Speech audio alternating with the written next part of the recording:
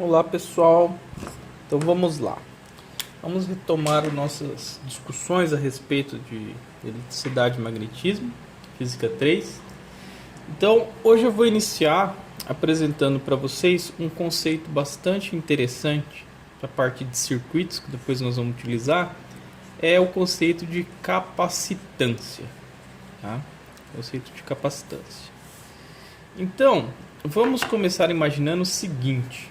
Vamos começar imaginando que nós temos duas placas, tá, carregadas uniformemente com uma densidade de carga sigma, tá, uma densidade superficial de carga sigma. E essa placa, né, ela tem uma determinada área A, ok? E ela possui uma carga que eu vou chamar uma carga de mais Q aqui, ok? E eu vou ter logo abaixo dela uma outra placa com a mesma área A, ok?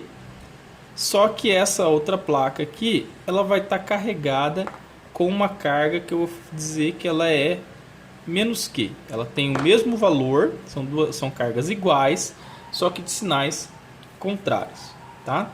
Essas duas placas, elas têm uma característica que é importante a gente considerar, que é a distância de afastamento entre elas. Então existe uma distância D aqui, ó, que eu preciso computar para entender os efeitos que eu vou analisar a partir de agora, tá? E aí acontece o seguinte, se eu pegar e olhar para a tensão que é gerada ou o potencial elétrico que é gerado entre essas duas placas, não é? Porque o que acontece? Acontece o seguinte, como eu tenho uma carga positiva de um lado, aqui eu tenho mais Q, e do outro lado eu tenho menos Q, aqui entre essas placas irá aparecer, né, será gerado um campo elétrico, tá, que vai nesse sentido aqui, ó, da carga positiva para a carga negativa. Tá? E aí, como essa placa que ela pode ser considerada como sendo um plano infinito, a gente já deu uma olhadinha lá atrás como que a gente calcula o campo elétrico nessa situação aqui, não é? Então, uma das coisas que eu posso fazer é olhar para o potencial que é gerado entre essas duas placas aqui, ó, dentro desse campo E. Se eu soltar uma carga aqui no meio, o que vai acontecer, né? Qual que é a energia potencial elétrica que ela vai estar submetida e, consequentemente, qual que é o potencial elétrico que vai estar associado a isso daí, ok? Então, entre essas duas placas vai ser gerado um potencial V que eu vou poder medir aqui, ó.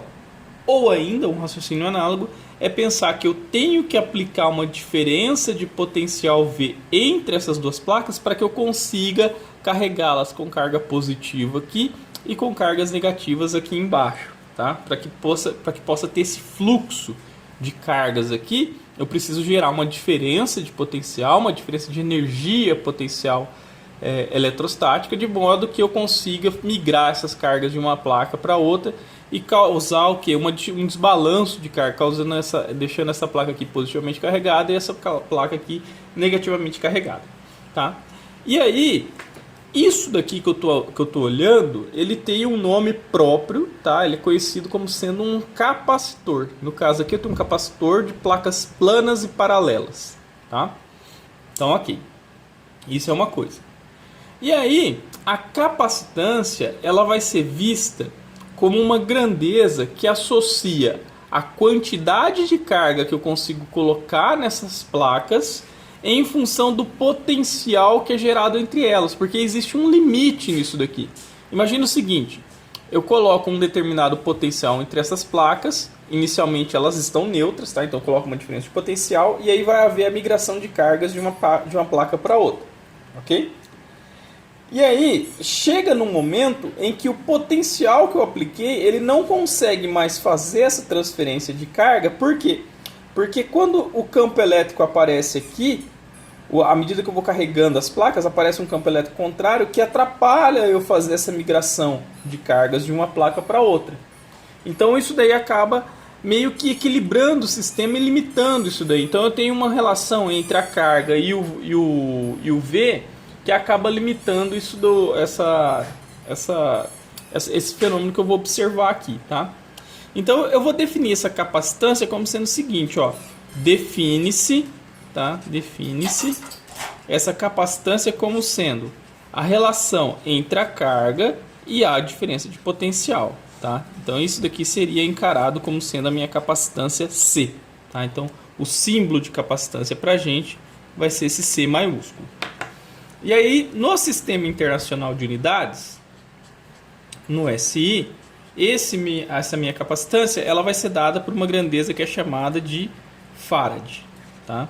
Farad, quase que homenagem ao Michael Faraday, tá? Nós vamos discutir lá um pouquinho sobre a vida dele mais lá à frente. Então essa seria a minha unidade de medida de capacitância. E é comum a gente encontrar capacitâncias muito pequenas, tá? Então usualmente os nossos dispositivos eletrônicos eles têm capacitâncias da ordem de microfarads, tá? Então é uma grandeza bastante pequena para a gente trabalhar. Ok. Então vamos fazer o seguinte, ó. Vamos olhar agora para o caso mais simples, tá? Que seria esse nosso capacitor de placas planas e paralelas, que é o que eu havia acabado de desenhar ali, ó, tá? De placas planas e paralelas, ok? Então vamos trabalhar com esse sujeito aqui inicialmente. Então tá. Então inicialmente o que eu tenho? Eu tenho duas placas. Tenho uma placa aqui, ok? Uma placa que tem uma determinada área A. E aí eu tenho uma outra placa aqui, ó. Ok? E essas placas elas estão separadas por uma distância D, ok? Essa daqui está negativamente carregada, essa daqui está positivamente carregada, e isso daqui tem uma área A. O que eu vou observar nesse sistema vai ser algo desse tipo aqui, ó. Eu vou ter uma placa aqui, uma placa aqui, tá? Vamos resumi-las a esse traço. Então, o que vai acontecer? De um lado, eu tenho cargas negativas, 3, 4, 5 cargas negativas, e do outro lado eu tenho um número igual, tá? Tá aqui, ó, um número igual de cargas. E aí o que vai acontecer? Essas placas estando distantes de uma quantidade D, haverá um campo elétrico que sai da carga positiva e vai para a carga negativa, aqui, ó, assim, tá? Esse campo elétrico entre essas placas aqui, ele é considerado um campo elétrico uniforme, constante, tá? Ele não tem um decaimento considerável em relação à distância, tá? Então, beleza. Então, uma coisa que a gente precisa conhecer é qual o potencial elétrico, tá? Entre essas placas, ok? Então, para saber o potencial, a gente já viu que uma das possibilidades que eu tenho para determinar o potencial é conhecer inicialmente qual é o campo elétrico que está associado a esse sistema. Então vamos imaginar o seguinte, vamos olhar para uma única placa, uma única placa, tá? Imaginar que ela tem aqui inicialmente uma certa largura, aqui vamos pegar a placa positiva, por exemplo, tá? Porque veja, a mesma quantidade de linhas de campo que sai da positiva entra na negativa, tá? Então eu posso olhar para essa placa desta forma, tá? E aí o que eu vou fazer? Eu vou traçar uma superfície gaussiana que vai envelopar uma determinada quantidade de carga que está relacionada com a densidade de carga dessa placa, que é constante. Então eu vou desenhar uma quantidade de uma superfície gaussiana que é isso daqui, ó. É um cilindro, tá? Vou desenhar aqui um cilindro. Só que ao invés de eu envelopar o cilindro de assim, eu envelopo ele de assim, ó. Fica mais fácil, tá? Fica mais fácil. Então eu pego apenas um pedaço da placa para saber qual é o campo que está sendo gerado por ela, tá? Em vez de pegar a placa inteira e colocar aqui dentro de um cilindro. Mesmo porque se ela tem um determinado limite, aqui nas pontas ocorre um efeito que a gente chama de efeito de borda. Colocando e aí o que vai acontecer? Vamos fazer uma pausa aqui, ó, bem singela aqui nesse ponto aqui, ó. Tá? Imagina que eu tenho aqui um efeito de borda. Se eu coloco a minha superfície gaussiana aqui, o que vai acontecer é que eu tenho um campo gerado assim, ó. Como é que eu calculo isso daqui? Isso daqui é extremamente complicado para eu calcular. Colocando a superfície gaussiana assim, eu resolvo bastante a minha vida. Então isso daqui é a minha superfície gaussiana. Professor, como que eu vou saber se eu coloco a superfície gaussiana assim ou assado? Você não vai saber, meu filho. Vai chegar uma hora que você não vai conseguir resolver o negócio, aí você vai ter que apelar para outra configuração, não é? Então, assim, se a matemática está ficando muito complicada mesmo, aí você começa a suspeitar da estratégia que você utilizou, tá? No mais, eu não saberia muito bem como explicar para vocês essa experiência de perceber, né, a problemática que surgiria se eu colocasse uma gaussiana desse tipo aqui, tá? Não vou dizer que vem com a experiência, não, que é mentira, tá? É assim, se você vai lendo sobre, se você vai estudando sobre nos livros, você vai percebendo essas jogadas que eles fazem em termos da simetria da distribuição de carga para escolher a melhor superfície gaussiana possível para a configuração do seu problema. Bom, então uma vez que eu tenho a superfície gaussiana aqui, o que eu preciso saber? Eu preciso saber do seguinte, qual que é a lei de Gauss, né? Nós temos o seguinte, ó. Pera aí, temos não, o pincel está falhando. Ih, o pincel morreu. Deixa eu pegar outro aqui. Vamos ver se ele vai funcionar. Então nós temos o seguinte. Eita, funcionou até demais. Nós temos da lei de Gauss o seguinte. Lei de Gauss. Ok? Nós temos que a integral num circuito fechado do campo escalar o nosso dA, o nosso elemento de área. Isso daqui é o que? Líquido, né? Põe líquido nisso. Dividido por ε0. Ok? Então, isso daqui seria a nossa lei de Gauss. Então, eu preciso saber a relação entre o campo e a área, porque eu preciso calcular um produto escalar aqui, ó. Que área? Eu tenho 3 áreas aqui, ó. Eu tenho, deixa eu pegar uma outra caneta. Eu tenho essa área desta tampa, a área desta tampa e a área do invólucro, tá? Eu sei como que o campo está sendo gerado aqui. O campo está sendo gerado de modo que ele faz isso aqui, ó. Para um lado só, tá? Para um lado só. Então, por quê? Porque o campo que me interessa é esse campo que está entre as placas, tá? Então eu tenho um campo aqui, ok? E aí aqui eu não tenho campo com essa borda, com esse invólucro, e eu não tenho campo aqui, ó, tá? Então eu tenho um dA que vai aparecer aqui. Eu tenho um dA que vai aparecer aqui, ó, dA, que é o da borda. Eu tenho um dA aqui desta ponta e tenho um dA aqui desta ponta. Mas só que não tem campo, eu nem vou me preocupar, tá? Ou melhor, não estou preocupado com aquele campo ali. Eu quero determinar o campo aqui no meio, porque eu quero o potencial aqui no meio, tá? Então vamos lá, vamos fazer o seguinte. Eu sei que a densidade superficial de carga, ela é a carga que existe lá dividido pela área, ok? A área da placa. Essa daqui é a densidade de carga, é a carga total pela área. Que carga total? Essa aqui, tá? Então, maravilha. Então vamos ver o seguinte. Vamos pegar aqui e determinar quem é esse campo, tá? Então veja, ó. Então a integral do meu EDA vai dar o próprio EDA, né? Porque olha aqui, ó. O E está na direção do dA, então fica o módulo de E, módulo dA, cosseno de zero, vai dar 1. Então vai dar EDA. Isso daqui é igual ao nosso sigma vezes a área dividido por ε0. De onde que você tirou isso, professor? Daqui, ó. Tá? A carga líquida que eu estou pensando é a carga líquida de toda a placa. Então vai ser a densidade vezes a área. Tá ok? Eu vou pegar esse cilindro depois e fazer a tampa dele, fazer isso aqui, tá? Eu quero pegar toda a carga que está ali. Então, maravilha. Então vamos lá. Então eu tenho que isso daqui, o campo, ele é praticamente constante. Fica a integral fechada do dA. Isso daqui é o sigma A por ε0, ok? E aí, esse dA aqui, ó, quando eu somo todos os dAs, o que eu obtenho é a área da tampa do meu cilindro, sigma A por ε0, que é a mesma área dessa daqui, ó. Então eu posso simplificar esta área com esta área e eu vou descobrir que o meu campo elétrico, o meu E, ele vai ser um sigma por ε0. Tá vendo? Ele é um campo constante lá no meio das placas. Ele é um campo que depende apenas da densidade de cargas, tá? Dividido pelo ε0, que é a permissividade elétrica do meio, tá ok?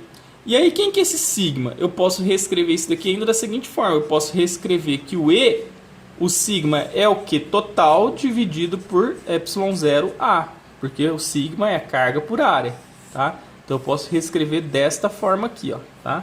Então eu posso usar tanto isso quanto isso. Nos dois casos, ele vai aparecer como sendo algo constante, tá? Que não muda aí com a distância e com nada.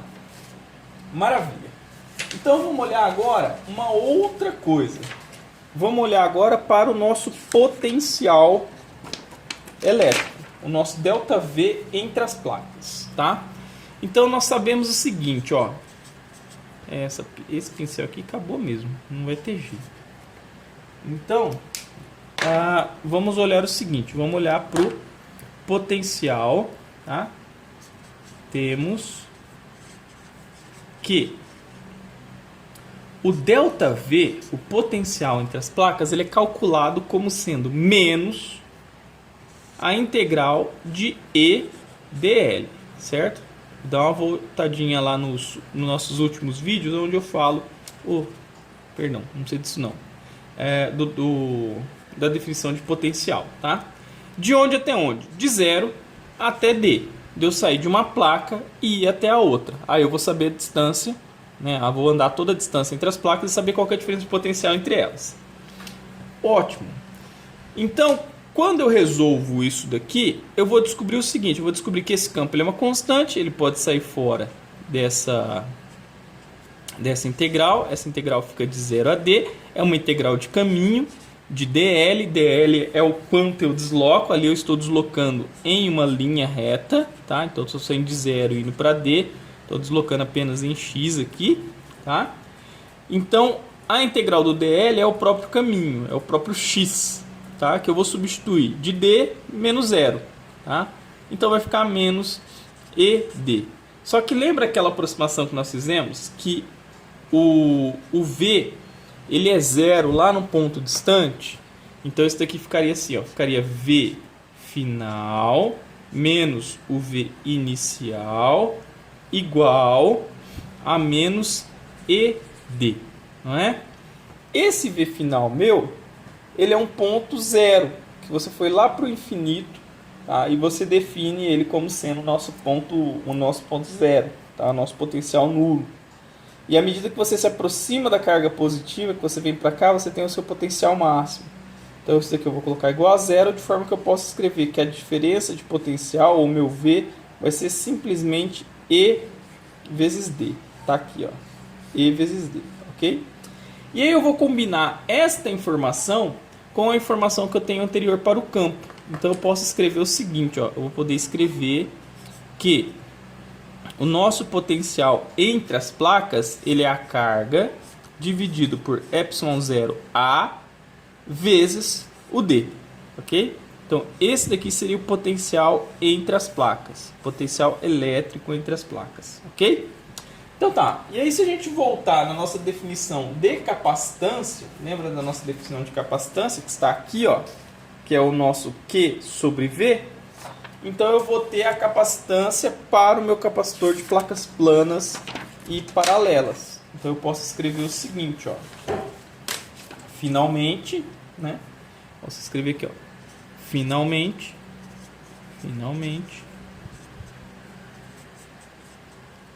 a capacitância, que é a carga por V, vai ser a carga dividido por Q d ε0 e A, ou seja, a capacitância será o ε0A vai para cima, ε0 A D.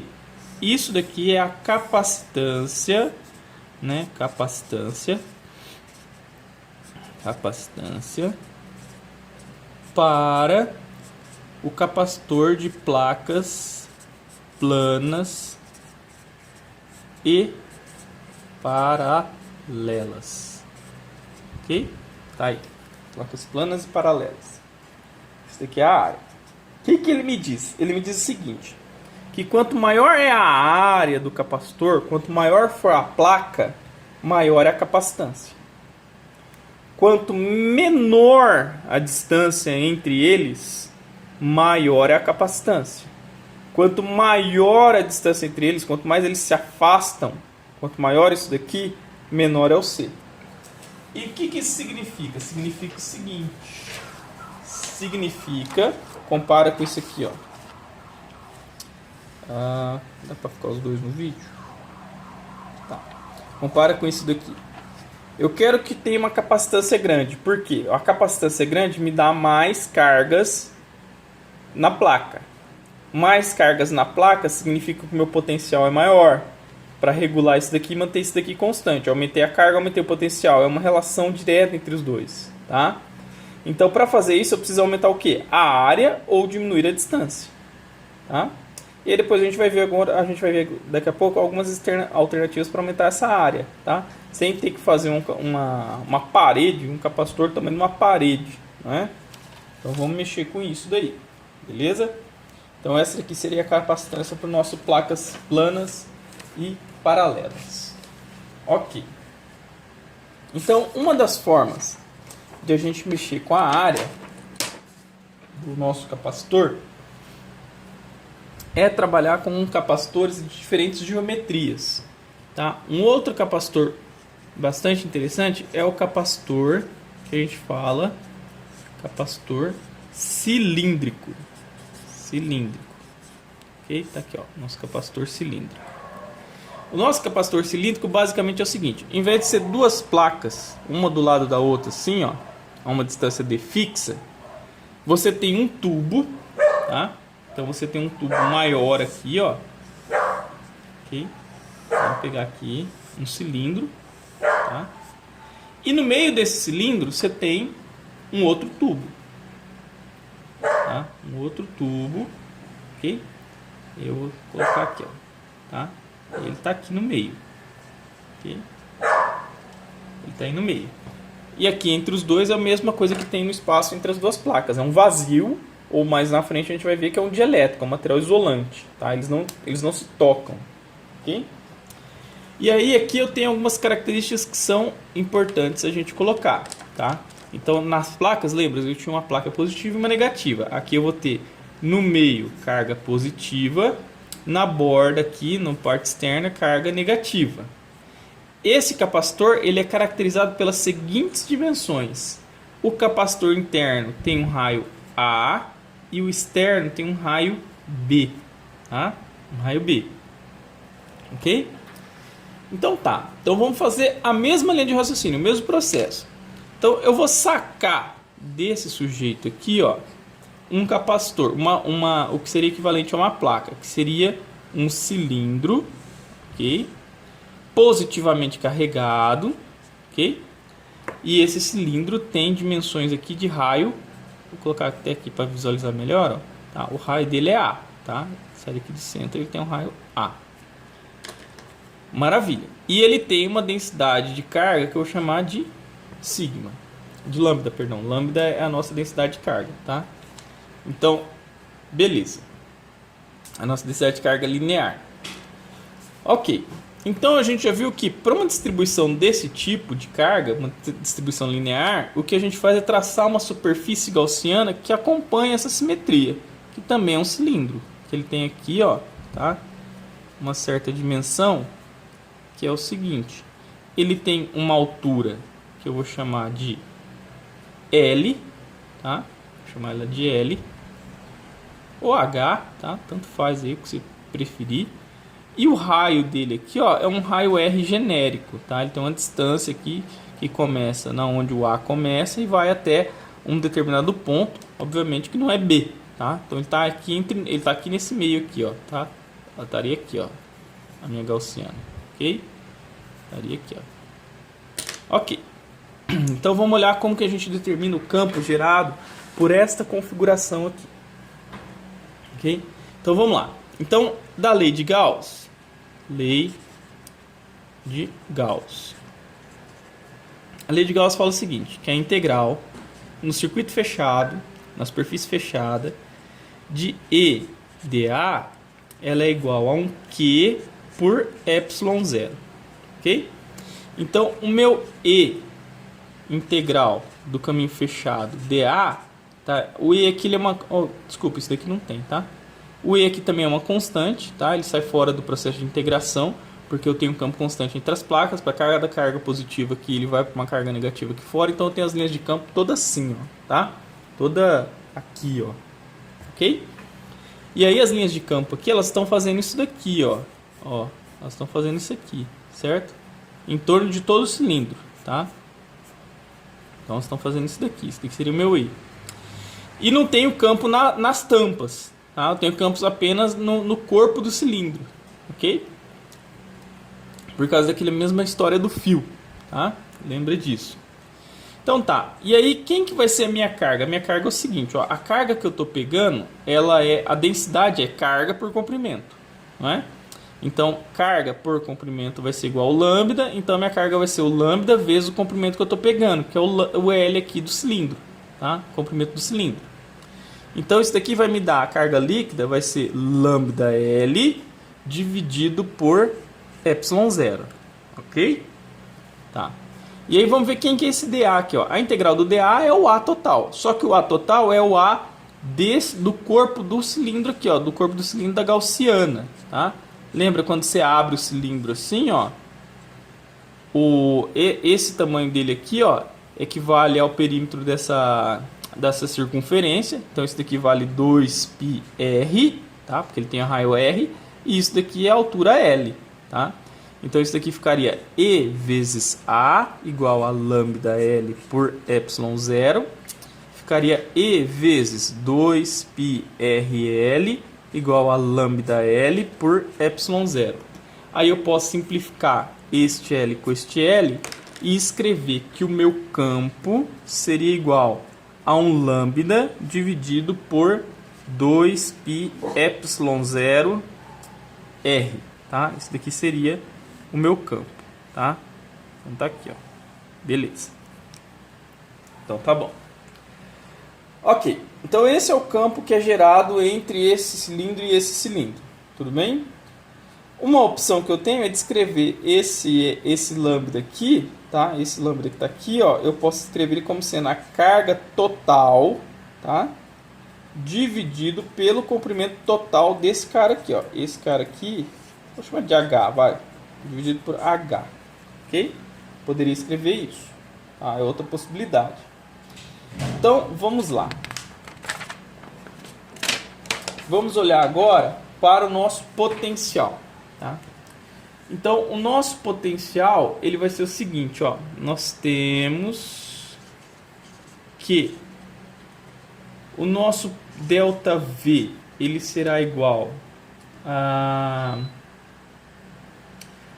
integral desde A até B, que é do raio interno ao raio externo, de menos E dl, ou no caso aqui, raio dr. Tudo bem? E dr. Então tudo bem. Então tá, essa é a nossa diferença de potencial. Então a nossa diferença de potencial, ela pode ser escrita como sendo o E, lembrando que o E é o seguinte, o E ele pode ser escrito como sendo a carga dividido por 2πε0, o H, que é o comprimento do cilindro, tá? Por R, tá?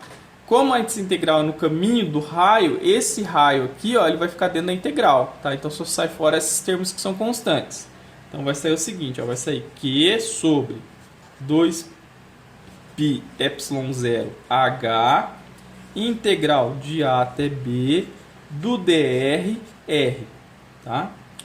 1 sobre R, dr, a integral disso daqui é um logaritmo nepteriano. Então eu vou ficar com Q sobre 2πε0H ln do final menos inicial. Vai dar ln de B sobre A. Ok? Então fica desse jeito. Então, uma das coisas que eu tenho que lembrar é que o potencial ele é maior no interior, onde a carga positiva está colocada, certo? no interior. Lá a carga é positiva.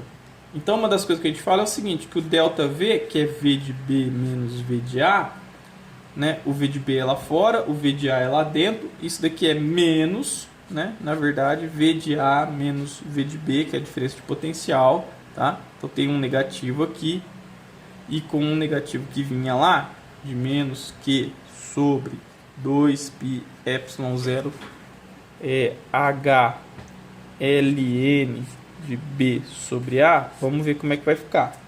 Então eu vou chamar isso daqui de simplesmente V, tá? Que é a diferença de potencial que eu estou interessado. Então, a gente vai escrever o seguinte, ó. O nosso potencial, ele vai ser simplesmente o Q dividido por 2π ε0H ln de B sobre A, ok? Então, como, né, temos que a capacitância, perdão, é a carga por potencial, isso daqui vai me dar a carga dividido por isso daqui, ó, Q 2π ε0H ln de B sobre A, ok? Tá? Então isso daqui vai para cima, ok? E eu vou simplificar isso daqui, ó, o Q com o Q, e eu vou ficar com ln daquilo ali. Então o meu C, ele vai ser 2π ε0, tá?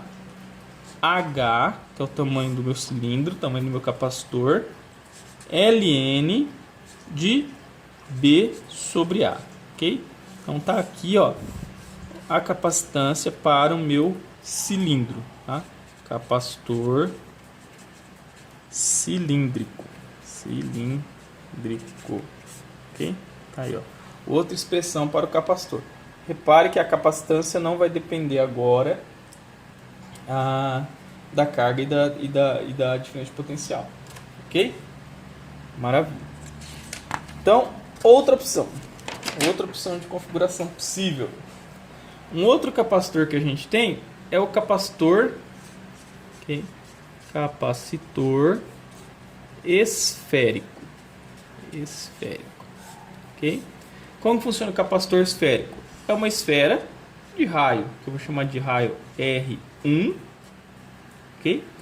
E por fora vem outra esfera que tem um raio R2, ok?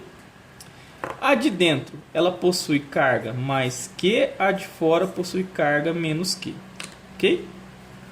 Então a gente vai fazer o mesmo raciocínio, algo análogo. Eu vou pegar a minha esfera de dentro, que tem raio R1, ok? E carga mais Q, e encerrar ela por uma superfície gaussiana. Que superfície gaussiana que eu escolho? Uma superfície gaussiana que acompanha a assimetria de distribuição, uma esfera de raio R qualquer, ok? Então vamos lá. Então, da lei de Gauss, vamos mudar de cor aqui, ó. Então, esses pincéis eles são terríveis.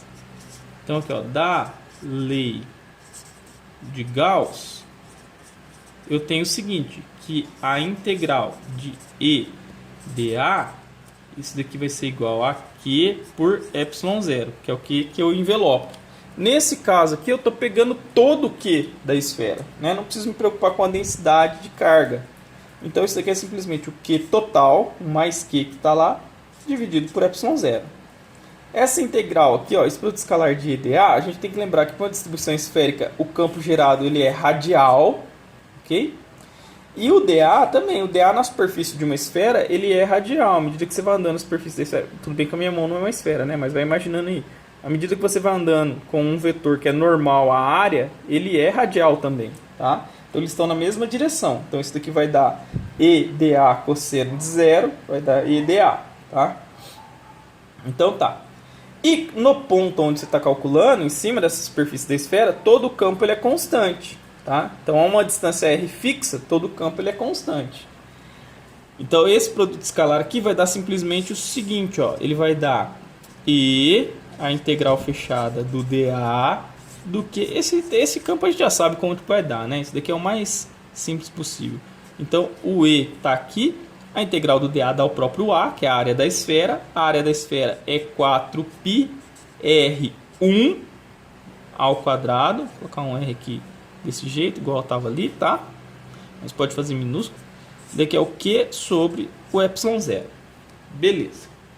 Então, o campo que eu encontro para essa situação, ele é o campo igual de uma carga pontual. 4π ε0 R1 ao quadrado. Certo? Tá aqui, ó. Esse é o campo para uma esfera. Agora a gente tem que olhar para onde? Olhar para o potencial. Vamos olhar para o potencial. Então, lembrando que o V no interior ele é maior, né? Então o ΔV ele é menos V1 menos V2, não é o V final menos V inicial, mas é o negativo disso. Daqui é menos a integral do R1 ao R2, tá? De E dr, ok? Do caminho, isso daqui é uma integral no caminho, isso daqui vem lá do nosso trabalho calculado, etc, da energia potencial elétrica, tá? E o nosso E a gente sabe quanto que vale agora. O nosso E, ele vale R1 até o R2, ele vale K, que é aquela constante que eu tenho, né? 1 sobre 4π ε0, a carga dividido por R ao quadrado, dr. Beleza. K sai fora, o Q sai fora, fica 1 sobre R quadrado. A integral de 1 sobre R quadrado dr dá menos 1 sobre R. Não é isso? Ou não? É, menos 1 sobre R. Isso mesmo, menos 1 sobre R. Então nós vamos ter o seguinte. Vamos ter que o nosso ΔV... Eita, nós.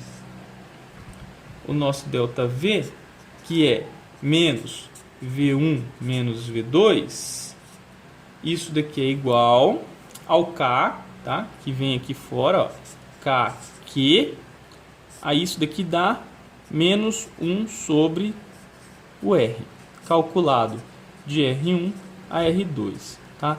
Lembra, porque isso aqui fica R a menos 2, eu tenho que somar 1 no expoente e dividir pelo valor que dá, tá?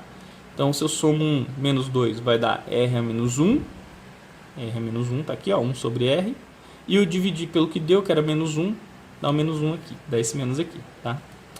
Então, vamos lá. Então, isso daqui fica, simplesmente, eu vou pegar isso daqui e chamar de V, isso daqui será o meu V, esse negativo vai vir para cá, tá? E aí, o que vai acontecer? Eu vou inverter a ordem disso daqui, porque iria ficar 1 sobre R2 menos 1 sobre R1, não é? Ia ficar algo desse tipo, né?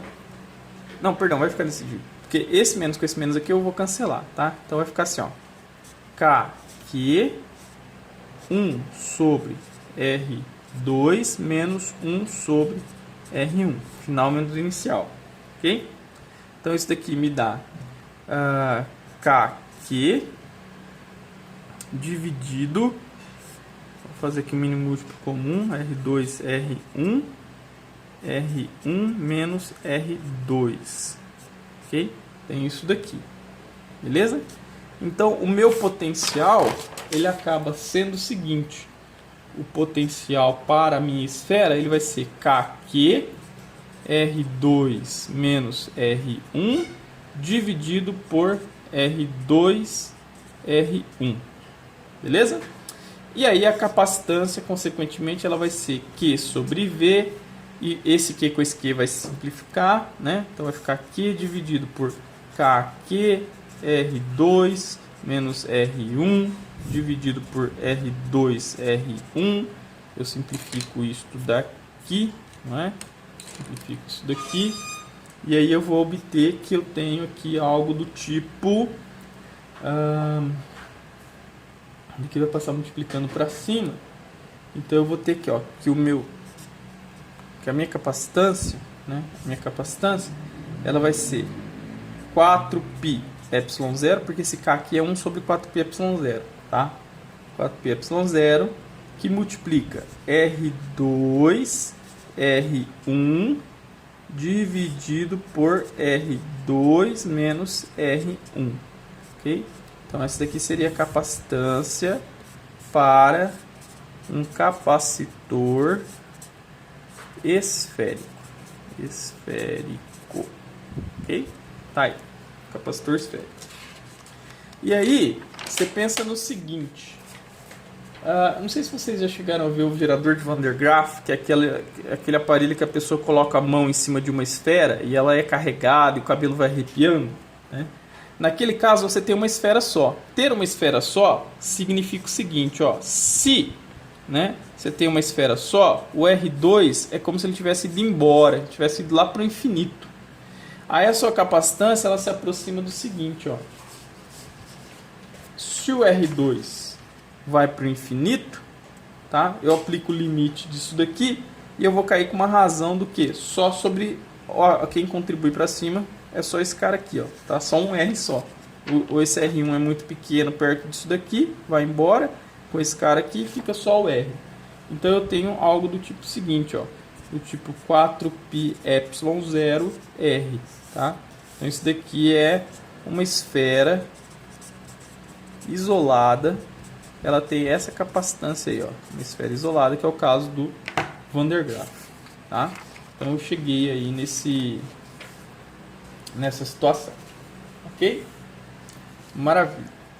Então eu tenho aí a capacitância calculada para os meus diferentes cenários de capacitor, ok? Ok. Agora vamos dar uma olhadinha numa situação que é o seguinte. Um dos modos de eu trabalhar também a minha grandeza de capacitância é fazer aquilo que a gente chama de associação de capacitores, tá? Então eu combino capacitores para poder manipular o valor da capacitância total do meu sistema, do meu circuito, tá? E aí basicamente eu tenho dois tipos de associação, tá? Uma delas que eu falo que é em paralelo, ok? E a outra que eu falo que é em série, tá? O que seria uma associação em paralelo? Seria isso aqui, ó. Vamos pensar em dois capacitores, assim, um aqui, ok? Que eu vou chamar de C2, e outro aqui, ó, que eu vou chamar de C1. Esses dois caras, eles estão juntos, assim, ó, estão juntos. Essa placa está juntada com essa placa está juntada com essa placa. Aí isso daqui, ó, vai lá para a minha fonte de tensão ou aonde eu quero medir, né, aplicar uma diferença de potencial aqui entre esses dois pontos, entre o A e o B. Quando a gente fala que esses capacitores eles estão paralelos, a gente fala o seguinte, ó, a gente diz que eles ficam sujeitos, né, eles estão sujeitos, tá, à mesma diferença de potencial. Diferença de potencial, tá? Como assim, professor? Imagina que eu vou ligar isso daqui na tomada, tá? Se eu ligo isso daqui na tomada, o ponto A e o ponto B, a tomada ela tá ligada ao C2. Se eu tirar o C1 da jogada, né? E se eu tirar o C2 da jogada, a tomada também está ligada ao C1, tá? Então ele fica sujeito à mesma diferença de potencial. O fio tanto vem aqui quanto aqui, ó, tanto aqui quanto aqui, tá? E o fio é o mesmo, ok? Então eles estão em paralelo, tá? E aí aqui a gente tem a seguinte situação, ó. O C1 ele vai ser dado pelo Q1 dividido pelo potencial e o C2 ele vai ser dado pelo Q2 dividido pelo potencial. No nosso caso, eu estou falando que este potencial aqui ele é o mesmo, tá? Então esse sujeito aqui, ó, mesma diferença de potencial. Então este V e este V aqui, ó, eles são iguais. O que vai mudar é o seguinte, de acordo com a capacitância, a quantidade de carga que vai ter em cada um deles vai ser diferente, tá? Então, o fato da carga entre eles ser diferente me leva à seguinte suposição, tá? Que a carga total nesse sistema, a carga total, ela vai ser a soma do Q1 mais a soma do Q2, que eventualmente podem ser diferentes de acordo com o valor da capacitância, tá? E se eu tivesse muito mais capacitores, eu ia somando aqui, ó, Q3, Q4, Q5 e ia embora, tá? Então eu tenho o seguinte, que o meu Q total, o meu Q que representa o Q total, ele vai ser o Q1 pelo Q2. Então se eu olhar aqui, ó, quem que é o Q1? Q1 é o C1 vezes o V, o Q2 é o C2 vezes o V. Então vamos lá. Então eu tenho aqui Q1 vai ser C1 vezes o potencial, mais o Q2 que será o C2 vezes o potencial. Ok? Isso daqui, ó, o potencial é o mesmo, eu posso colocar em evidência. Então vai ficar assim, ó, vai ficar C1 mais C2 vezes o potencial. Esse potencial eu posso passar ele dividindo a Q. Então vai ficar assim, ó, Q sobre V.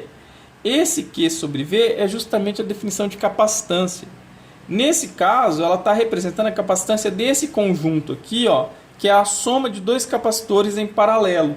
Então isso daqui a gente chama de capacitância equivalente para esse sistema. Tá? Então essa daqui é a capacitância equivalente e ela nada mais é do que a soma direta do C1 mais o meu C2. Tá? Então ela está aqui. Ó. Então aqui eu chego à conclusão que a capacitância equivalente ela é o somatório direto dos meus CIs, de I igual a 1 até N. Tá? Então ela consegue armazenar muito mais carga, porque a carga, olha aqui, ó, ela se soma. Tá? A carga ela acaba se somando quando eu faço isso daí, para uma mesma diferença de potencial. Então se você precisa de carga no seu sistema, você coloca capacitores em paralelo, para uma diferença de potencial fixa. Tá ok? Então, beleza. Então, esse é o nosso capacitor em paralelo. Vamos olhar para o nosso... Bom, e por fim, nós temos, né, o arranjo que a gente chama de arranjo em série. Tá? Então, no arranjo em série, o que acontece? Eu tenho uma diferença de potencial, um ponto B aqui, que vai estar ligado ao final do nosso circuito. Aí eu passo por um capacitor. Aí eu continuo indo, passo por outro capacitor e chego no meu ponto final A. Tá?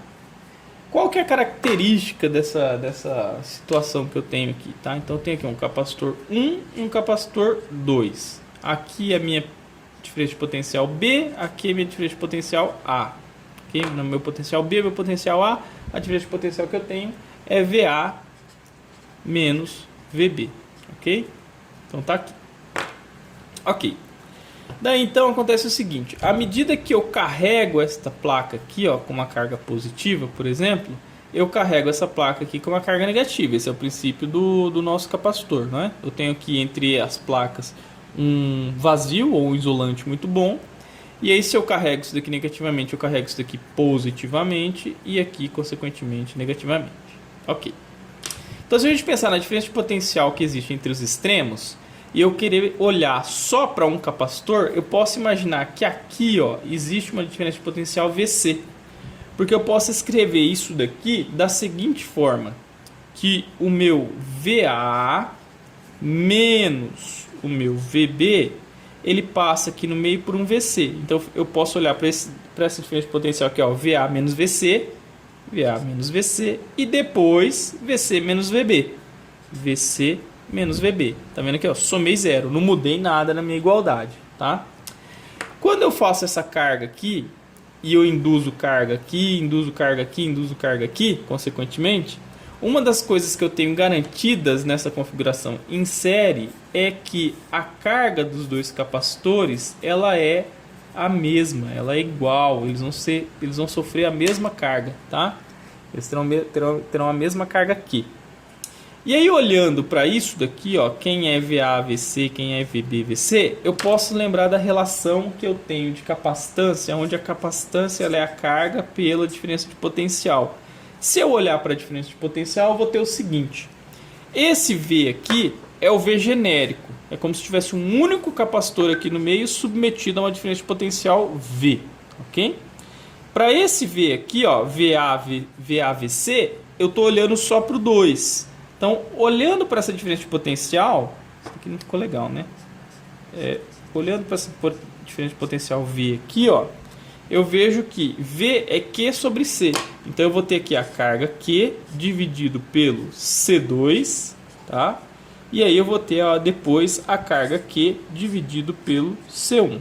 Se eu reescrever isso daqui, eu vou ter que V é igual a carga 1 sobre C2 mais 1 sobre C1, ok?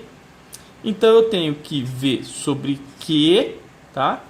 V sobre Q é justamente o inverso da capacitância aqui, ó. Isso daqui é 1 sobre C equivalente, que é igual a 1 sobre C1 mais 1 sobre C2 e assim sucessivamente, tá? De modo que a capacitância resultante que eu vou olhar, né, a C equivalente, ela vai ser, 1 sobre C equivalente, ela vai ser justamente o somatório de I igual a 1 até N dos 1 sobre CIs para quando eu tiver CI capacitores conectado no meu circuito, tá?